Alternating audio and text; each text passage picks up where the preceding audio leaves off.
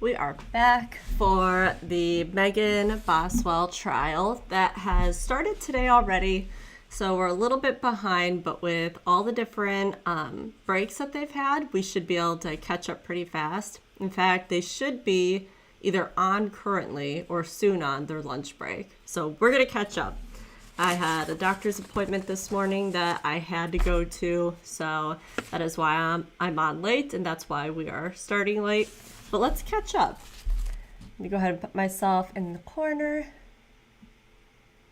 If any of you missed Megan's trial yesterday, we found out based on jail records that somebody was added to the list of inmates who were pregnant. And I said it to the live crew that I was like, I think that she was pregnant when she was arrested. And then about 5 to 10 minutes later, during this trial, it was brought out and said that in a text she sent to Hunter and said, I'm pregnant with your child. So that was a huge bombshell. I don't know if they're going to cover it anymore today. We also don't know what happened with the baby. Did she have it? Did she lose it? Was it adopted? We know nothing. And I started to do research last night and couldn't find anything. So I'm really hoping more will come out, even if it's just reading their text messages so we can know what exactly happened. But with the jail keeping track and actually putting that in their system, it seems like it's legit. It doesn't seem like she was just saying that to Hunter just to say it. Hi, David. All right, so since we're late, let's catch up.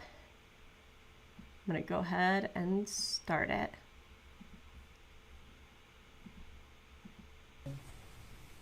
Record reflect none of the jury raising their hand. All right, Joe. Judge, at this time, the state would move to introduce what we believe is a self-authenticating document, which is an order from the Circuit Court in the city of Bristol, Virginia, which orders a mental health evaluation on Preston Hunter Wood. It also contains a letter from Southwestern Virginia Mental Health Institute, which is dated January 10th, 2025, which talks about the fact that he has been involuntarily hospitalized at that facility. If we would offer that as the next exhibit in this case. Number 261. 261, I believe. 261. Any objection? No, sir. All right, that'll be exhibit 261.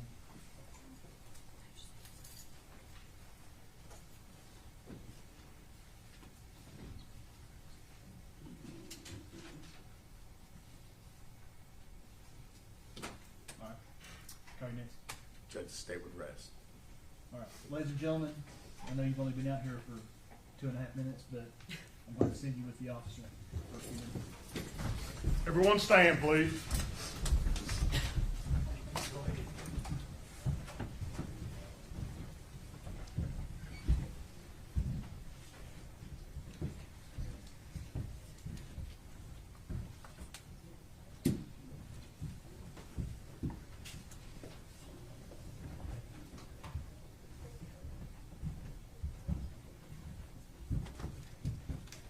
You may be seated. Thank you.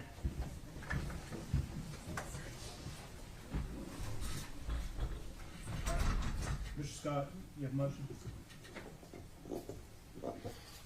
Judge, pursuant to Rule 29 of the Rules of Criminal Procedure, I move the court for a judgment of acquittal as to all counts. Just briefly, I'll go through them.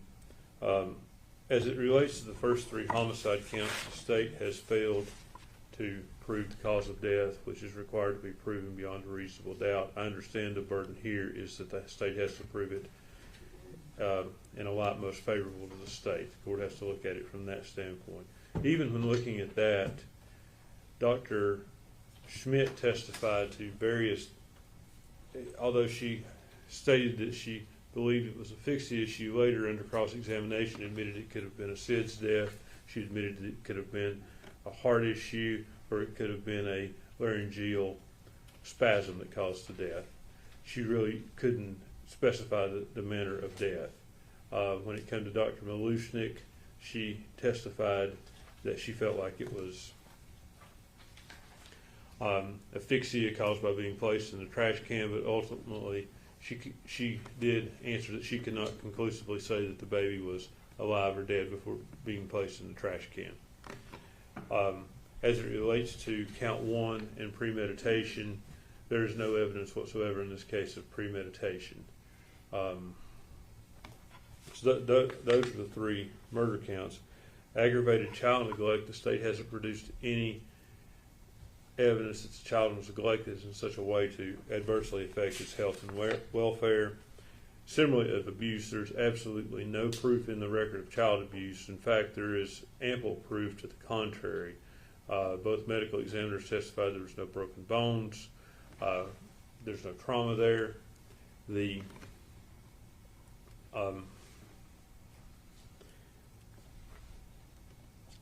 There's testimony, I think, from 6 lay witnesses talking about Megan was a good mother, a loving mother. They never saw any signs of abuse. The pediatrician testified that she never saw any signs of abuse, or she would have reported it under her duty under the law.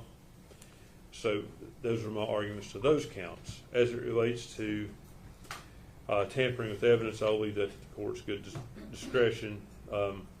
False report, obviously, there is, as it relates to those, there is a double jeopardy issue that the court will have to address if the jury returns multiple verdicts on those, but I will leave those for now, but I do move for a judgment of acquittal without further argument.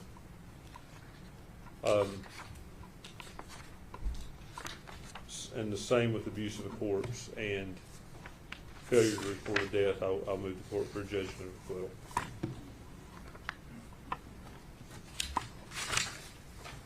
Jim? I'm a brief judge. Of course, the court reviews this motion in the viewing the evidence in the light most favorable to the state. As far as Mr. Scott's argument regarding premeditation, I think the proof's been pretty clear in this case. The child's found upside down, stuffed into a trash can with its head wrapped in a blanket, and then on top of that, there's a substantial amount of aluminum foil. I think that clearly shows an intent to murder. So we would argue that the element of premeditation is at least shown through the physical evidence in this case. As far as the remaining counts, it's showing the cause of death. Both medical examiners, their opinions as they came in yesterday were that this was a homicide and that Evelyn Boswell died from asphyxiation. Mr. Scott certainly challenged and threw some other possibilities out there, but at the end of the day, that was their opinion as to the cause and manner of death. So I believe the proof has been sufficient at this point to show how the child died and to let the jury make decisions on all the remaining counts. All right. Of course, as Mr. Scott and the gentleman has stated, in viewing the evidence in light of the Rule 29 motion for judgment of acquittal, the court's required to view the evidence in the light most positive to the state. And looking at these charges and the proof through that lens, He needs to turn his Work mic count on. 1, premeditation, I think coupled with the physical evidence of the way the child was wrapped and placed in the trash can, you couple that with the voluminous amount of evidence where the defendant was giving different stories as to where the child was, as to how the child was doing. When you look at that count in light of the statements the defendant was making on social media, the fact that there seemed to be, from the proof, there seemed to be a cutoff date where before that date, the defendant seemed to be very caring for the child and after that day. It was story after story about where the child was. The defendant appeared to have moved on to other things. And I think when you take all that evidence, and a lot most favorable to the state, that the jury would be able to find premeditation. As for the cause of death, both medical examiners stated that in their professional expert opinion, the cause of death was asphyxiation. Again, Mr. Scott did a good job cross-examining those witnesses to introduce other potential theories. But courts of the opinion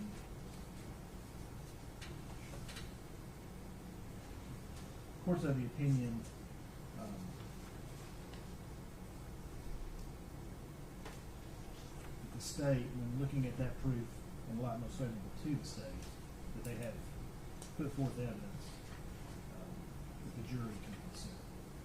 So with regard to count one,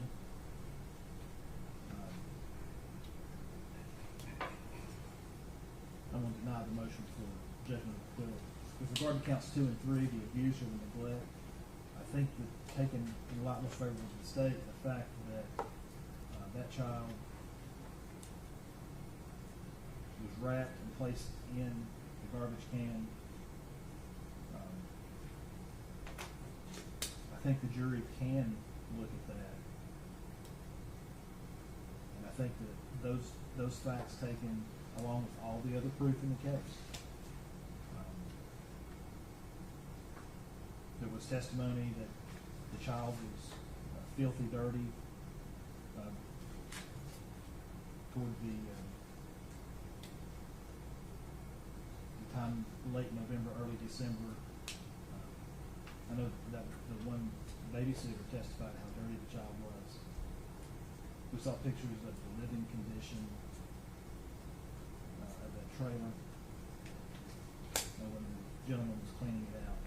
And I think that taking all that together, the jury would be warranted in finding abuse or neglect. I think that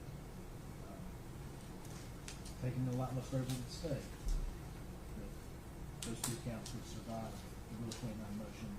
And I'm going to deny the motion with regard to those two counts as well.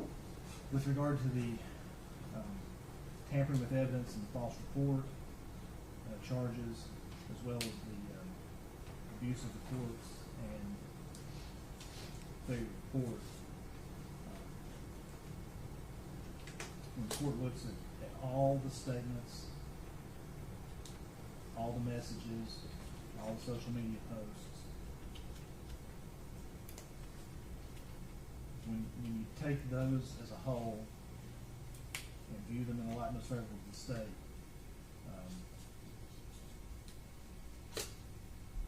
I think those are issues the jury can determine and will have to determine. I'm going to deny the motion with regard to all counts for those reasons.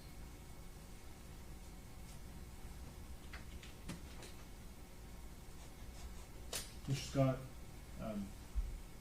first question that I have for you is, will the defendant testify? Judge, we're prepared to state at this time the defendant will not be testifying. All right. In that case, we have to go through the Moman versus State questioning, and I'm going to hand this down and let you do that.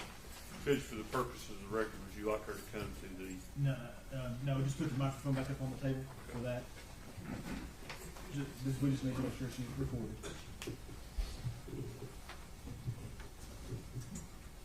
Ms. Boswell, raise your right hand. You solemnly swear or affirm the testimony you're about to give will be the truth, the whole truth, and nothing but the truth, ma'am? Yes, sir. Go ahead, Mr. Scott. Megan, I want to ask you some questions about my representation of you and explain to you your right to testify. Okay. I've been representing you for a couple of years now. We've met and discussed your case. You need to answer out loud. Yes. Okay. And part of that, I've talked to you about you have the right to testify. Is that right? Yes. And if the jury can't hold it against you if you don't testify. Do you understand that? Yes, Do you understand you have a right not to testify? yes, Okay. And if you decided you wanted to testify, I couldn't stop you from that. Judge Goodwin couldn't stop you. Mr. Harper couldn't. That's solely your decision. You understand that? yes, And after consulting with me and looking at the evidence and hearing the proof here in court, have you made a decision as whether or not you want to testify? yes, I have. Do you want to testify? No. I think I covered it, Judge. Approach. Yeah.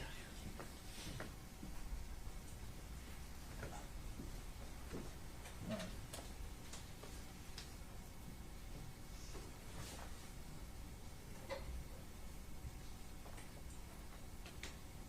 Will you have other proof? No. No? I know it seems like a calisthenics exercise, but we need to bring the jury in. I need to ask you that question in front of the jury, and then you can rest. And then I gotta send the jury out so we can finalize the charge and give the parties time, because what we'll do, as soon as the proof closes, we'll take a break, and it'll be an extended break. We'll take a break so that I can get the charge finalized, and then what I do is I will make a notebook for each juror so that they can read and follow along as I read the charge to them. It's been my experience, especially after lunch, that fewer of them, not all, if they're reading with me. Plus, it gives them the charge when they go back in to deliberate. Each one of them has a copy of the charge so they can actually look at it and refer to it. And that also will give you time, because what I'll do is once the charge is done and I get the notebooks ready, we will bring them back and I will read the charge to the jury up until almost the end. And then I will have you argue your case, and then I will finalize it and send them out to the jury. That's the Yes, sir. process going forward. And during this extended break, it will give you all time to go through your notes, go through the exhibits, organize your thoughts for closing argument. Okay? So we need to bring the jury.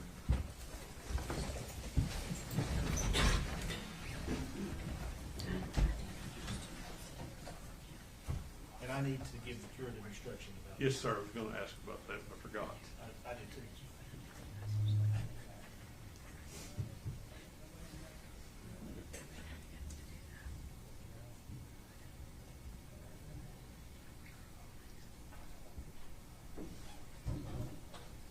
Everyone stand, please.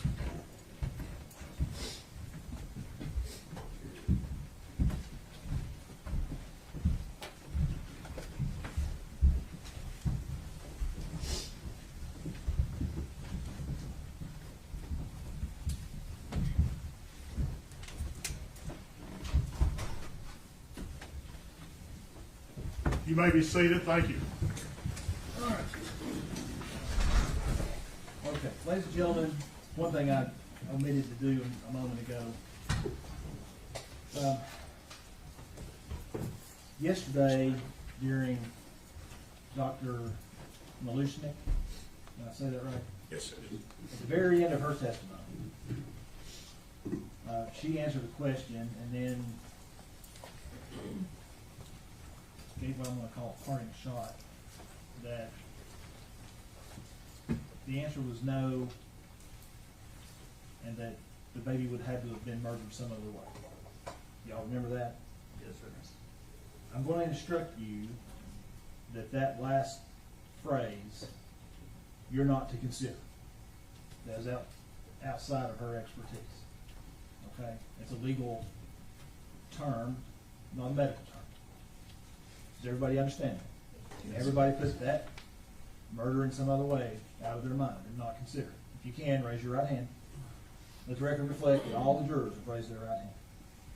Now, Mr. Scott, the state has rested. Will the defense have proof? Defendant rests. All right. Ladies and gentlemen, where we are now is the proof is closed, but it is not time for you to begin deliberating or talking about the case. We're going to have to take an extended break because I've got to prepare and finalize the jury charge. And then I'm gonna make a notebook for each of you with the charge in it, so you can follow along, and you'll have that for your reference while you deliver it, okay? This will also, what'll happen is, it'll probably take 45 minutes to an hour. I'll get all the notebooks made. We'll give the lawyers time to organize their thoughts for closing. When we come back, I will hand out the notebooks and I will read you the charge, which will be painful, and I apologize for that, but that's the way it is. And then we'll go straight into argument, okay? So, I apologize for the length of the break, but just bear with me. It's necessary, okay? If you'll go with the officer. Everyone stand, please. Okay, so they're about to go on that extended break. Yes, it is a very long extended break. I'm glad that we were not sitting here live for that long. Both of them have rested. They will be doing closing arguments. I'm going to ask this one last time. Have y'all reviewed the final charge, or the charge in its final form? I have, Judge. I have to. And on behalf of the state, General, do you accept the charge as written? Yes, Judge. Mr. Scott, on behalf of the defendant, do you accept the charge as written? Yes, sir. All right. What I'm going to do, it's 81 pages long.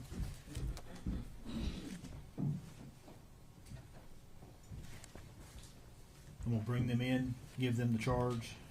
I'll probably, of course, I have to read all the judgment forms.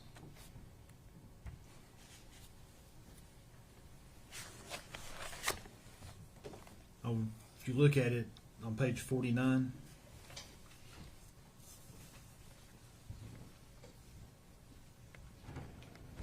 I'm going to read down to, I'm going to stop where it says when you retire to the jury room. I'm going to wait and give them that part after y'all argue.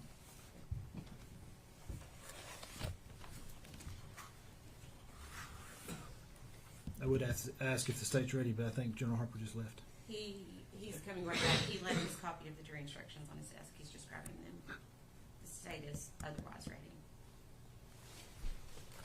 And I won't say it, I'm sure I won't think to say it, but the presentment is required to go back with the jury charge, and it's in the back of the book.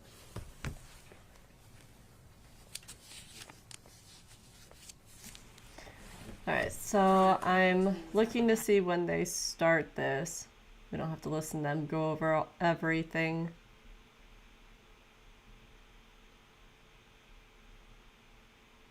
Looks like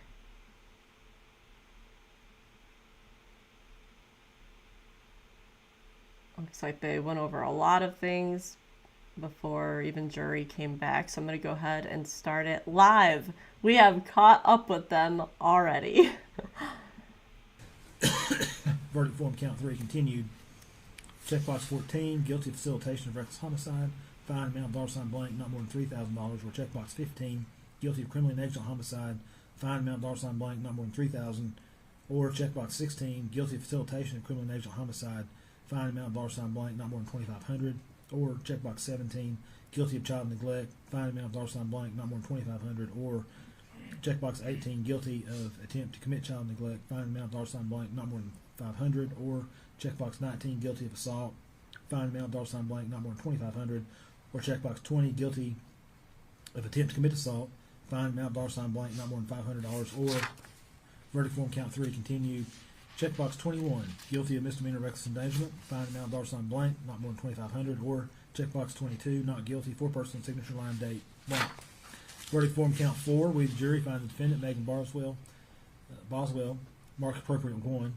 Checkbox 1, guilty of aggravated child abuse. Fine amount $ blank, not more than $50,000. Or checkbox 2, guilty of facilitation of aggravated child abuse. Fine amount $ blank, not more than $25,000. Or checkbox 3, guilty of attempt to commit aggravated child abuse.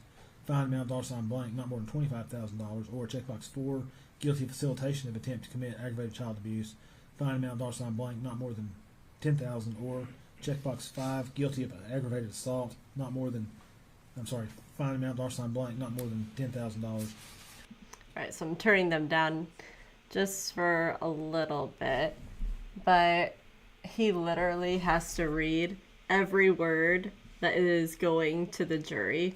So there's a lot, not something that we need to listen to the entire time. I'm gonna mute them. Okay. If they come back on and are not, and they're done reading, we'll switch back. So there was something that was said about talking about abuse, and the defense attorney was saying, well, it's clear that there were no signs of that beforehand. And I wrote down, but then the judge touched on it later. It's like, there's more than just physical harm that counts as abuse. There was so many people who took the stand that said Megan was not caring for Evelyn, that she was dirty all the time, that she smelled really, really bad all the time. We got to see the pictures of her trailer where her and Evelyn were living. If you happen to not be on, I'm going to show you a couple pictures, but this is the entryway into the trailer. There's just stuff everywhere, piled on the floor, trash, clothes, food. This is the bedroom. And, you know, keep in mind that she was 15 months old, so she is still in the stages of walking, or, you know, a newer walker, but putting things in her mouth. I mean, it just had to be really, really bad. It sounds like she wasn't being taken care of in cleanliness at all. And that's what a whole bunch of people testified to, and that is abuse as well. So I totally agree with what the judge was saying. She definitely did hit the mark of abuse for Evelyn when it came to all this other stuff. So obviously not a good situation. I'm surprised that the defense tried to act like physical harm was the only thing, because it is not the only thing. It's not surprising that she didn't want to testify. I don't think she would help her case if she took the stand, and it would open up for more questions and more comments, and I think it just would have really hurt her case. So not a surprise. With both of them settling today, closing today, we will still hear their argument, maybe after he's done reading to them. And then they'll be breaking to go into deliberations. So I actually called this one right. I said that I thought the trial would come to an end today, Wednesday. So got that one right. But we'll just see how long deliberation takes. I could see this being extremely quick, and I could also see it being surprisingly longer. So I don't have a guess or an opinion, but hopefully it's relatively quick. Let's see, it's 12 their time right now. So if they get closing arguments done pretty fast, they'll have a few hours to go ahead and deliberate. But I guess we'll just see how long it all takes and determine if we think they'll deliberate through the night and do a late verdict, or if they'll call it a day and go home and come back in the morning.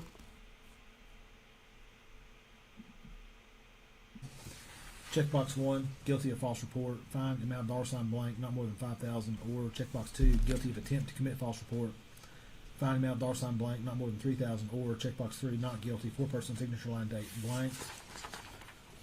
Verdict form count 19, with jury, find the defendant Megan Boswell, marked appropriate 1.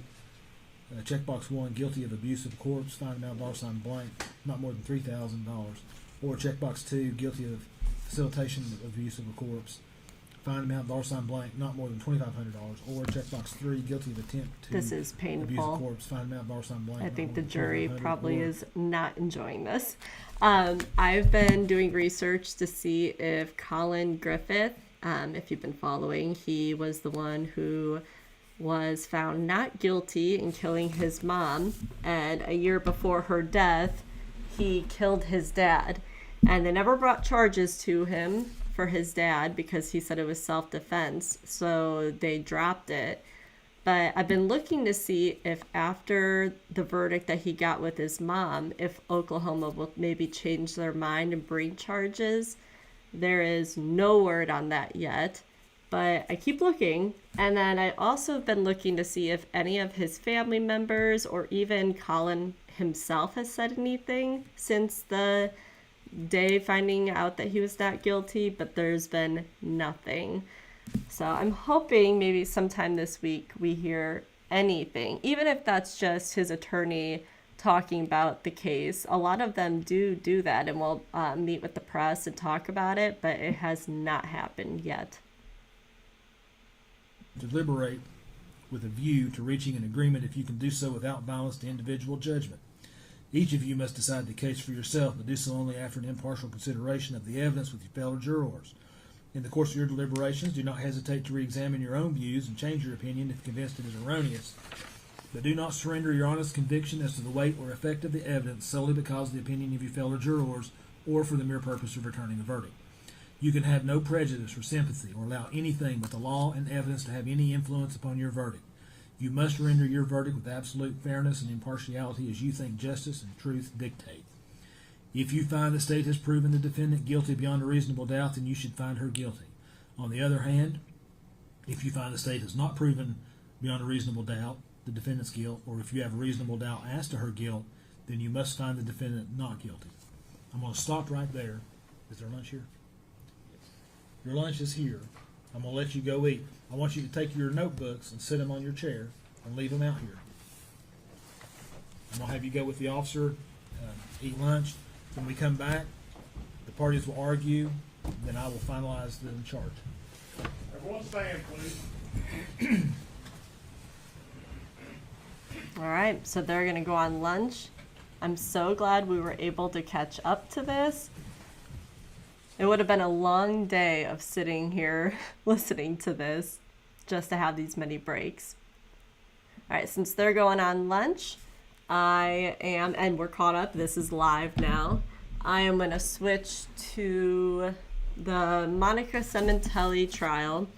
Yesterday, some of us were on live talking, and we decided to pause it yesterday and pick back up today. There's only like one testimony we haven't seen because that entire trial has been chaos with their stop and start times. It's been a lot. So I'm going to catch us up with whatever we missed yesterday. There was hardly anything we missed. And we will also be watching it on live probably for the rest of the workday today. We'll come back when they do the closing arguments for Megan's case, and we'll do a deliberation watch and just wait to see about verdict. Whew. All right. So if you are switching over to the Monica trial with me, I will see you there. If not, thank you so much for watching. Sorry that it had to be a delayed start. Like I said, I had a doctor's appointment that I just could not miss. So, all right. Thanks for watching.